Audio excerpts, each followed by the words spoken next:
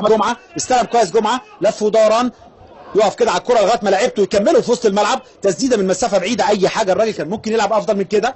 محمد مسعد مره ثانيه عنده مهاره كويسه جدا، مسعد عدى حطها، ممكن يلعبها عرضيه، لسه في الملعب يلعب العرضيه ولا ايه؟ زود فيها شويه مسعد، وهدف اول، هدف اول. بقول لحضراتكم لعيب كبير ولعيب كويس جدا جدا، هدف حلو جدا جدا جدا. محمد مسعد من نفس المكان اللي احرز منه هدف في مباراه النادي الاهلي. محمد مسعد بيجيب جول اول في الدقيقه التاسعه. محمد مسعد هتطلعنا مره ثانيه في العاده، هدف اول للنادي المصري، عكس يعني كده سير المباراه. نادي الزمالك كان افضل في التسع دقائق والعشر دقائق اللي احنا لعبنا فيهم. يلعب في الدقيقه التاسعه، مباراه تحلو. مصطفى فتحي هيخرج يغير الطريقه بقى الكابتن محمد حلمي، يلعب 4-4-2. خرج مصطفى فتحي، معروف يوسف عملها حلوه مره ثانيه تترد، لسه فيها خطوره، هدف التعادل، هدف التعادل محمد ابراهيم.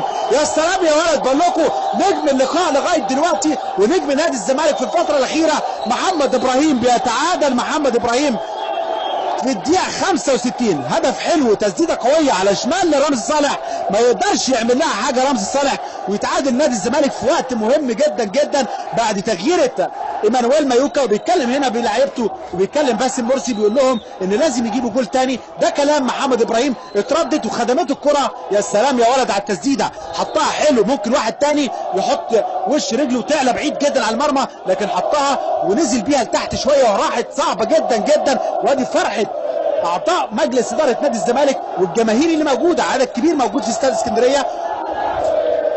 مايوكا طرف ناحيه شمال هنا، لكن اتعملت وحشه قوي، بقى في مساحات في الفرقتين يقدر يستغلها اي فرقه لغايه دلوقتي. محمد مسعد عدى، ادي الكلام اللي لسه بقوله، واحد ضد واحد. مسعد هيعمل ايه؟ مسعد ممكن يسدد، تسديده لسه فيها خطوره، هدف، هدف تاني. لسه بتكلم وبقول لحضراتكم مشاهدينا الكرام في كل مكان، في مساحات كبيره موجوده جدا. محمد اشرف بيحرز هدف في الدقيقه 78.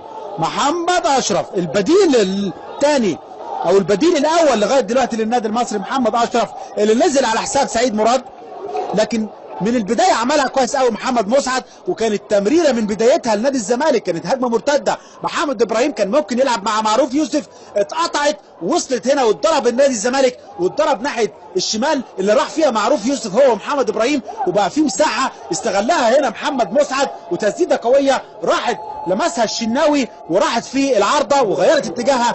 واللي مكمل هنا المتابعه عملها كويس قوي محمد اشرف وحطها بدماغه. الهدف الثاني يوسف قرب معروف، حطها اماميه لمايوكا، ممكن يلعب العرضيه مايوكا، اتطرف ناحيه شمال، سابها كده شويه، يرجع مره ثانيه لمحمد ابراهيم. محمد ابراهيم جوه ال 18 لمعروف، معروف فرصه خطيره، لسه مكي يا راجل مش ممكن، بس هدف التعادل، هدف التعادل، هدف التعادل، هدف التعادل. باسم مرسي، باسم مرسي هدف التعادل في الدقيقة ايه؟ في الدقيقة 89. باسم مرسي بيرفع رصيده ل6 أهداف. باسم مرسي، وادي فرحة أعضاء مجلس إدارة نادي الزمالك، هاني زاده والمستشار مرتضى منصور. اتعملت هنا تسديده ضعيفه جدا لكن بتغير اتجاهها، مش ممكن، خدمته هنا وراحت لباسم مرسي. تسديده مكي جت في خط ظهر النادي المصري، اسامه العزب خبطت في رجله وغيرت اتجاهها وراحت لباسم مرسي. وادي هنا الهدف والاعاده وفرحه المستشار مرتضى منصور. وادي احمد جلال ابراهيم وهاني زاده